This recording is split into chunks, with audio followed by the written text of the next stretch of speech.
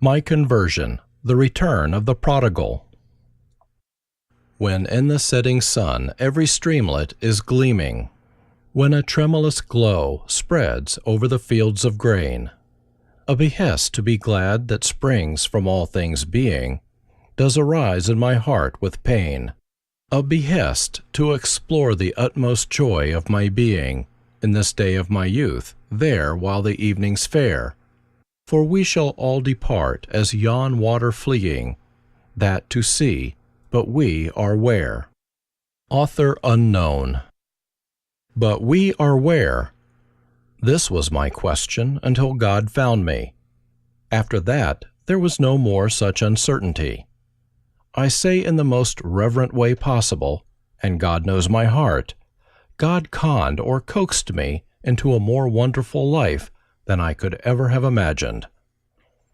Like all wonderful lives with God, it has had its fair share of rough spots, tears, pleadings, wrangling and begging, the whole works.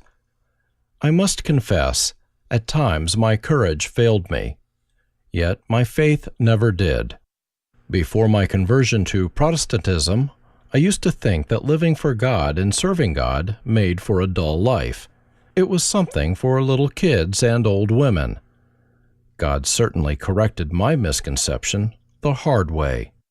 The carpenter to whom the Unemployment Bureau referred me was a Bible-believing, born-again Christian, as if there was any other kind. He was also Pentecostal.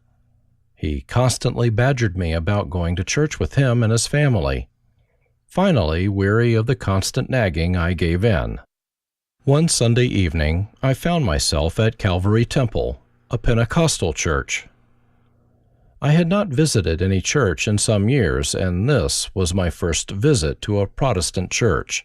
That same night I was saved, converted, received the new life, and accepted Jesus Christ as my Savior. You name it, I claimed it. Actually, I got saved through cowardice. After the sermon, the preacher, Phil Gagliardi, asked if anybody needed prayer. The formula then was, while every head is bowed and every eye is closed, those who are in need of prayer raise your hand. I felt safe with that. I figured prayer is like chicken soup. If it doesn't help you, at least it wouldn't hurt you. So I raised my hand. Then the preacher continued, "Why don't those who raised their hand follow the rest to the prayer room?" I was stuck. The problem was that not every head was bowed and not every eye was closed. Hand hunters searched through the congregation. I didn't have the courage to say, "What do you mean by those who raised their hand follow the rest to the prayer room? You only asked about those needing prayer." I made no objections, and like a meek little lamb went into the prayer room. My expectation of finding a cathedral-like silence was shattered the moment I entered. It seemed that everybody was praying and praising as loud as their vocal cords permitted.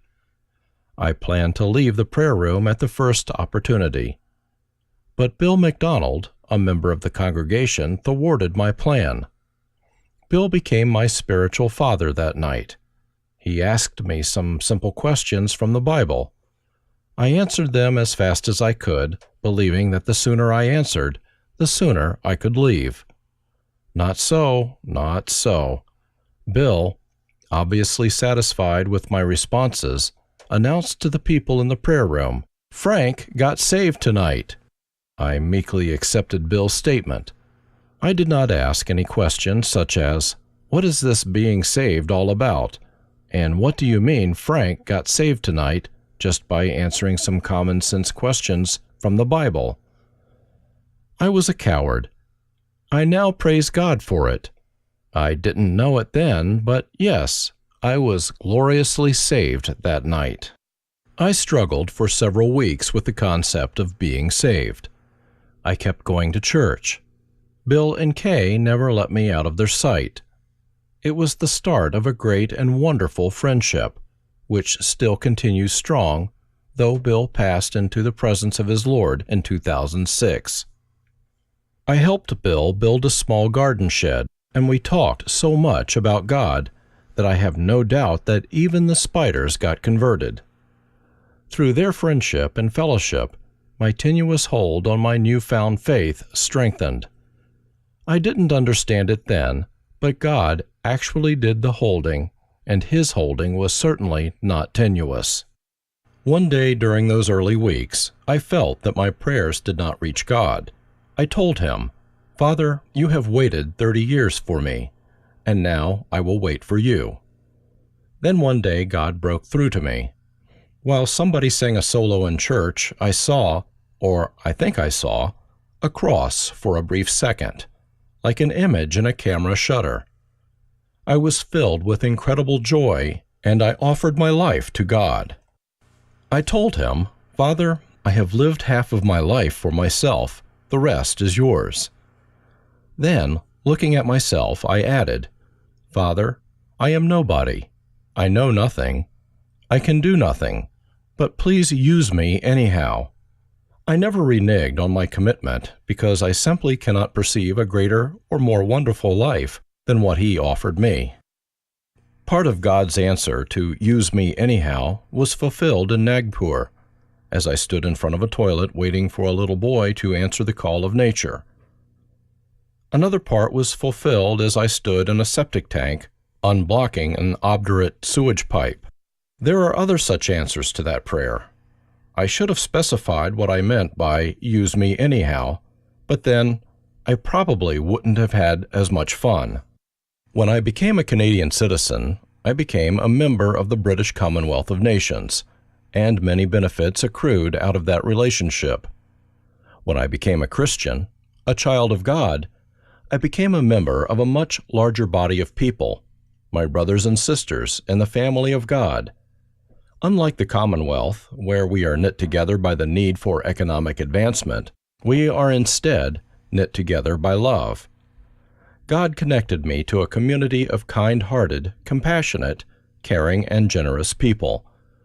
I unashamedly dip into this pool of people for help. God works out all the details. God will not live our lives for us, but He prepares things in such a way that we can live our lives for Him. I am humbled by it all.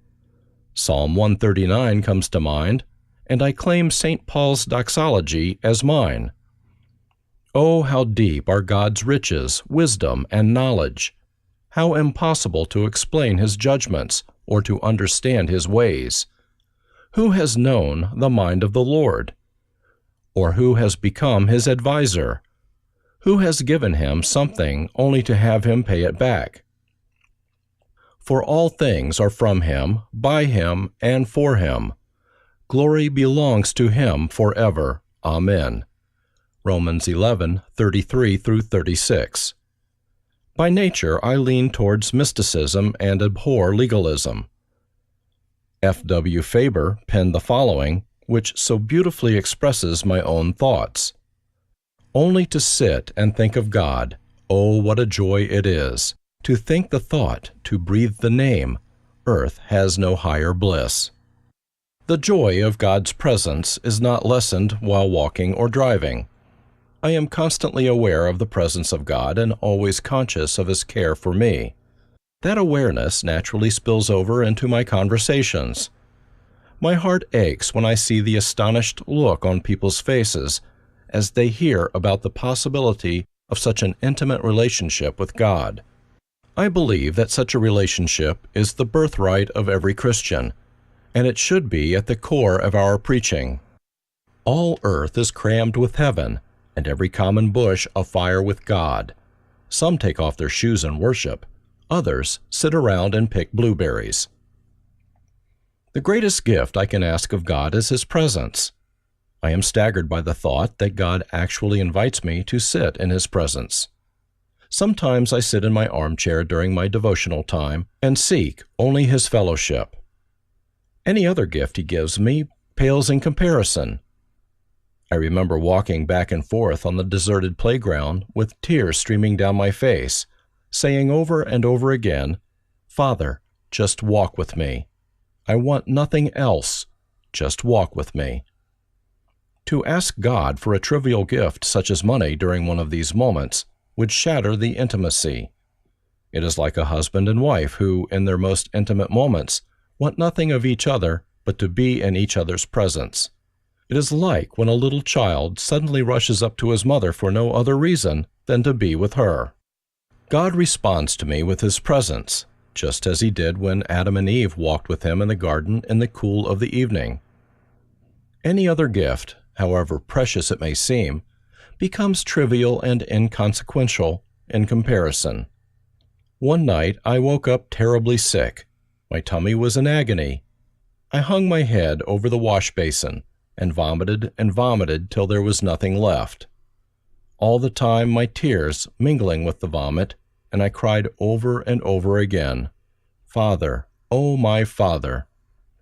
It was the best prayer I probably ever prayed, and I have repeated it often. With this one word I expressed my dependency on Him. I was a sick little child, and I needed His help. My groans and tears stated the imminent nature of my need. There was nothing to add. I washed my face and wobbly returned to my bedroom and laid down. Then my father came to me. Suddenly, the incredible presence of the invisible God filled the room. My father had heard my cry and came to me. I was filled with an unbelievable joy that found expression only in tears. Words failed me. I suddenly understood Peter on the Mount of Transfiguration. The encounter was brief, but the impression is still with me today as I remember God's incredible condescension. My eyes fill with tears. Another time I was shaving in my little bathroom where the leaky roof provided more water than the tap. Suddenly a presence, the only way I can explain it, filled that little cubicle, and for an instant I knew what the Hebrew experience of shalom was all about. I was in total harmony with God, with myself, and with the world around me. My life has been punctuated by other many theophanies. These do not change my theology, but they make it come alive. It is a wonder to me to share experiences with God like the saints of yore, and, if possible, such experiences have deepened my love for God. Since I never initiated one of them, I can hardly take the credit for any of them.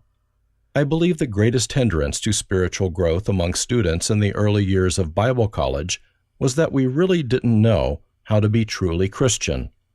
The warm-hearted, joyful, vibrant kind of Christian. Some of us, if not most, were caught up in legalism, the touch not, taste not, handle not variety. We were nurtured with the 4 spiritual laws: don't smoke, don't drink, don't dance, and don't go to movies. We were afraid to live. I abhor legalism because to me it is spiritual pride in disguise. As Martin Luther might say, anti-gospel. One of our young pastors really thought he was good. Fortunately, he married and his wife corrected him. I cannot help but grin when I hear 5-year-old kids singing, "The things I used to do, I do them no more." During a Christian anti-hippie demonstration many years ago, a teenager carried a sign that said, "Being good is not so bad." He must not have read, "Even so ye also, when ye shall have done all the things that are commanded you, say, We are unprofitable servants. We have done that which it was our duty to do." Shortly after becoming a Christian, somebody gave me 2 books. One contained the do's of the Christian life, and the other the don'ts. Being rather dense, which by now you've noticed, I got the do's mixed up with the don'ts. I did the don'ts and didn't do the do's, and have been a happy Christian ever since. But back to my tale, Bible college and beyond. A few months after my conversion, I was raring to go and do God's work. My motto was, do something, lead, follow, or get out of the way. I didn't want to sit on the sidelines. Milton's words, "They also serve who only stand and wait," had no appeal for me. But God decided I had to undergo a bit of training first, in fact, 10 years of it. He had to implant new values and instill new principles into my life. I began learning to live my life by trusting Him to be my all in all, including my banker. My knowledge of God was practically non-existent. Much has changed since then. All these insights came much, much later. I did not start out with full-grown fruit of the Spirit, but with tiny seeds, very tiny. The seeds had to grow together instead of one at a time. The process of growth continues even if at times I wonder about that. I couldn't just say, I will work on love until that has grown to my satisfaction, and then I will work on kindness. They all had to grow at the same time. You can't say to your body, I will make my arm grow and then my leg. Though, judging from the size of their head, I wonder if some people don't try to do that to their head. One of my first lessons as a new Christian was to learn the rules of God's kingdom. They were different from the rules I had followed before. New Christians do not bring the ways and means of dealing with other Christians with them from the world around them. It had been my custom to speed off a nasty letter of complaint to the relevant authority if an employer did not do me justice. At that time, my employer was behind in paying my wages. So, during my lunch break, I wrote a letter to the authorities. I posted it and continued my lunch. I had established a habit of reading a bit from my Bible during my break. To my horror, the Bible opened up on the portion where Paul tells the Corinthians, "What is this that I hear? Brother with brother going to court?" I felt awful. I had committed a sin. Straight away, I wrote another letter saying all was fine. Please disregard the first letter, and posted it right there and then. I received my wages 3 days later, plus a bonus from my boss, who simply had been in financial difficulties. The lessons continued. As I get older, I take more time for introspection and reflection on the past. Of course, the past is no judge of the present. After all, we judge a statue by the way it looks now, and not by the way it looked when the sculptor found the block of stone in the quarry, or by how it looked during the subsequent stages of its shaping. These are but yardsticks to measure progress, if any. They also show to what degree we are willing to submit ourselves to the hammer blows and to the sharp-edged chisel of the artist. Of course, we frequently remonstrate with him in tears to desist from the shaping, for our pain is too severe. We fear destruction rather than anticipate a beautiful work of art. To change the metaphor, we are not always willing to submit ourselves to the refiner's fire. We often complain and cry as our strength and resolve ebb away.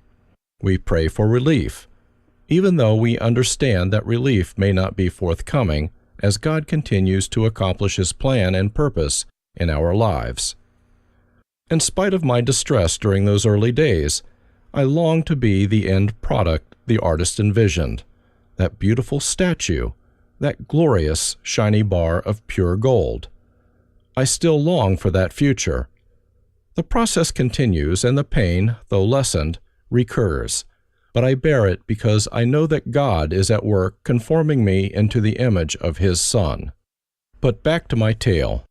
Brother William Howells, then the assistant pastor at Calvary Temple in Kamloops, urged me to go to Bible college. It seemed like a small thing for most of the young people I met there, but not for me. Some people felt called. I think God simply ordered me. I enrolled in Western Pentecostal Bible College, which was then located in North Vancouver, British Columbia, in September 1965. I was but a few months shy of 30, independent-minded, untutored, stubborn, referred to as a German squarehead, one that needed 4 aspirins for a headache, 1 for each corner. I viewed myself in this situation as hazardous waste, an old man among kids. I still admire Brother Howell's optimism at the time. Stumbling block removed. I will instruct you and teach you in the way you should go. I will counsel you and watch over you. Do not be like the horse or the mule, which have no understanding, but must be controlled by bit and bridle, or they will not come to you. Psalm 32, 8-9. It seems that I fall under the mule category and need to be guided according to that creature's nature. First, the motorbike accident, then the quarrel at the boarding house, and now a car. I bought a little, very old English car, a Ford Prefect, from Bill McDonald the summer before enrolling at Western Pentecostal Bible College. It almost became a stumbling block to me, as I enjoyed driving around and thought Bible college might not be that important. I sometimes took kids home after Sunday school, or picked up a hitchhiker and gave him a tract. Great ministry! As it is said, the good became the enemy of the best. Therefore, God had to take the car from me. He could have simply said to me, "Frank, drop it." That may have worked with others, but not with a German of my kind. So one day, just after dropping people off from Sunday school, I ran through a stop sign onto a busy highway. To this day, I swear the sign was on the other road, but for that to have happened, the angels would have had to have worked very fast. As it happened, a pickup truck caught me broadside and flipped me over to the other sidewalk in front of the stop sign. Some church members came by as I made my way out through the side window. I grinned and remarked, "I thought I was sprouting wings." It got me a sick grin. I was unhurt, but the prefect became a defect. As for me, I said, "Bible college, here I come." My own temptation in the wilderness. The old buildings of Western Pentecostal Bible College on St. Mary's Road in North Vancouver have long since gone. Yet, if I were to make a pilgrimage to recapture something of my formative Christian years, that is where I would go. To what purpose? Many of those who taught me have passed on to their reward. Classmates and fellow students, now old, are scattered over the globe. Some have lived out their ideals, others buried them, and others lost them in their early years of ministry. Since I had no ministry, I had nothing to lose, but I never changed my desire to serve God in any capacity, and to that I stayed true. The decrepit buildings were God's workshop where, with infinite care and unimaginable love, He went to work on me. My experiences in Bible college, though unbeknown and little understood, molded me. One of those experiences sticks out in my mind more than all the others. I often think of it as my own temptation in the wilderness, though the wilderness was nothing but our Bible college chapel. My first year in Bible college was tough. I had not graced a classroom of any kind for 15 years, and that was in German. The endless hours of lectures, followed by seemingly endless meetings, were hard on one like me who was used to working with his hands. The English course almost proved too much. My heavy German accent got me into trouble. My German accent only became a German accent in Canada. It is a perfectly acceptable way of speaking in Germany. People understood me saying something I never would think of saying. The TH sound, which I always pronounced as a D, proved to be quite an obstacle to proper communication. I liken my communication problem with the German couple who were asked their age at the airport.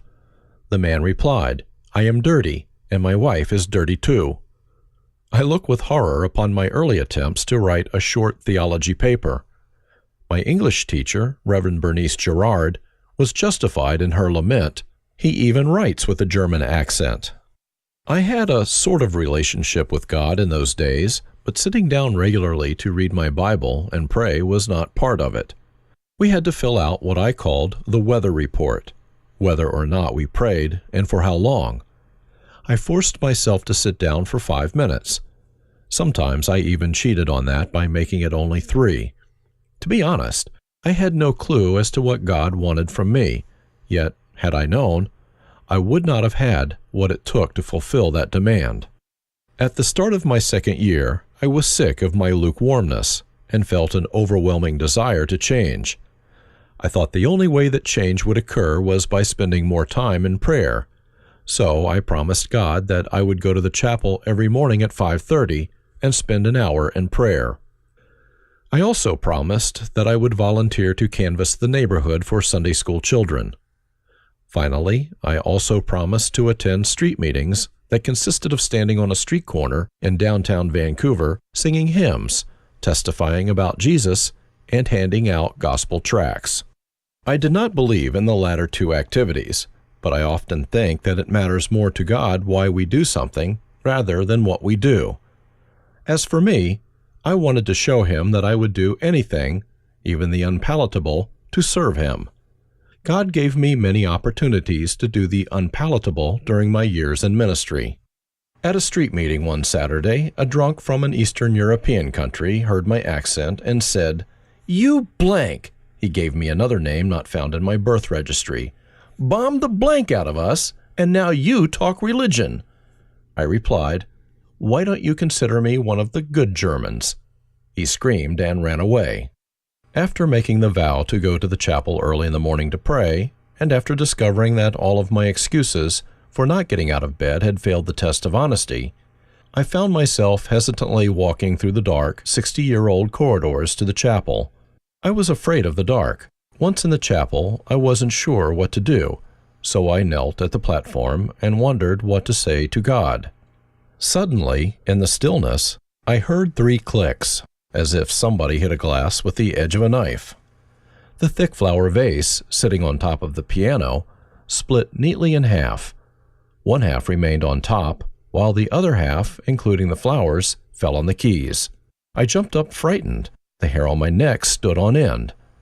I looked around to see if someone was playing a trick on me, an activity not unknown in a Bible college, but there was nobody there. Except for me, the chapel was empty. My journey to the chapel the next morning was difficult, to say the least, but I had promised God, so I went. My faith in those early days as a Christian was influenced by Dracula movies, ghost stories, etc.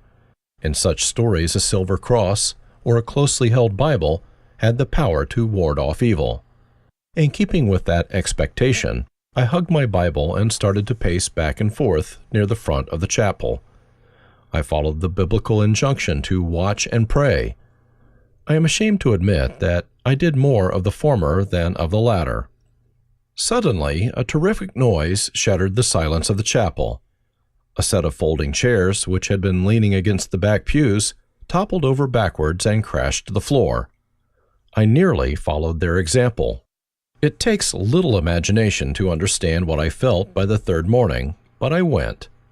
My commitment and my stubbornness did not permit me any other course of action. Our chapel was raised above the ground on piles, and occasionally a family of raccoons or a skunk would make their home underneath it. I knew this, but I never gave it any thought. Certainly not at 5:30 a.m. Suddenly, shrieks and screeches emanated through the floorboards, raising my goosebumps. The fiends from hell who had failed in 2 former attempts to discourage me were now going to put in a personal appearance. The thought that the raccoons may have gotten into a fight came a little bit later. My 4th trip to the chapel took a hero's resolve and courage. Again, I went. I either passed the test or those trying to discourage me gave up. Nothing untoward happened that morning or the rest of the year. Maybe Satan is only permitted 3 temptations at one time. I kept my promise to God to pray in the chapel daily, and even though I hated the job, I canvassed for Sunday school kids. I attended street meetings every Saturday night in downtown Vancouver and ultimately became a leader. And God answered my heart's longing. Lord, lift me up and let me stand by faith on heaven's tableland, a higher plane than I have found. Lord, plant my feet on higher ground. After my freshman year at college, I transferred from the 3-year program to the 5-year Diploma in Theology program, which included the biblical languages Greek and Hebrew. In spite of the heavier academic load that incurred, I scored higher marks than the year before. I spiritually reached higher ground. My relationship with God became personal. I began to enjoy God. God's grace? Certainly. Lord, I know you save people, but Lord, do you save stupid people? My vagabond background occasionally intruded into my thoughts as I sat cooped up in a classroom. I longed to do something crazy, something adventurous. Who could blame me? I had lived an adventurous life, traveling hither and thither by bicycle, by foot, or by whatever transport was available. Now I was cooped up in a classroom, listening to a teacher expound the genealogies. Abraham begat, Isaac begat, and Jacob begat. The only bright moment in those classes came when I suddenly realized that men did the begetting in the olden days, and now, hallelujah, it was the women. Of course, such flashes of insight were not always appreciated by my fellow students, or my teachers for that matter. My longing to do something adventurous finally won out.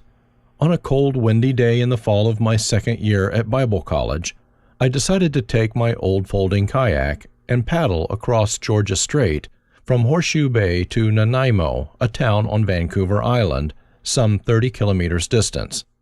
I heard, but ignored, the weather report warning small craft not to venture forth. Bravely and foolishly I set out across the straits, now buffeted by brisk winds and high waves. My only companion? A Bible. After fighting the elements for several hours, and barely escaping being run down by a ferry, and then by a big tugboat, I decided that turning back was the best part of valor and the wisest thing to do. The roaring winds increased the height of the waves, making my argument for turning back even more persuasive. But now, turning the craft in this maelstrom of buffeting waves proved to be no easy task. I found myself praying, "Lord, I know you save people, but Lord, do you save stupid people?" He did, and I returned unscathed, except that my face was burned red by wind and sun. 2 years later, together with a friend, Rankin McCougan, we kayaked from Comox on Vancouver Island to Powell River across the straits. It is about the same distance. My first attempt and failure to cross Georgia Strait stilled my itch for adventure, at least for the time being. I turned my mind to my studies. I must confess that my poor grasp of English did nothing to improve the situation. Thinking that punctuation marks were for artistic rather than grammatical purposes didn't help. Added to my problem with English was my struggle with Greek roots and Hebrew stumps, as Brother Howells, one of our teachers, referred to their grammar. I ranked third in the Hebrew class. There were only 3 of us. Greek went a little better. If I remember correctly, I ranked first in Greek 2 years running. Theology offered its own problems, and I never figured out whether I was dichotomous or trichotomous. I never really knew whether I was pre-tribulation, mid-tribulation, or post-tribulation. If anything, I was more likely to be mid-tribulation, as that was my current situation. Thankfully, the Gospels and the King James Version of the Bible say, "And it came to pass, and pass it did."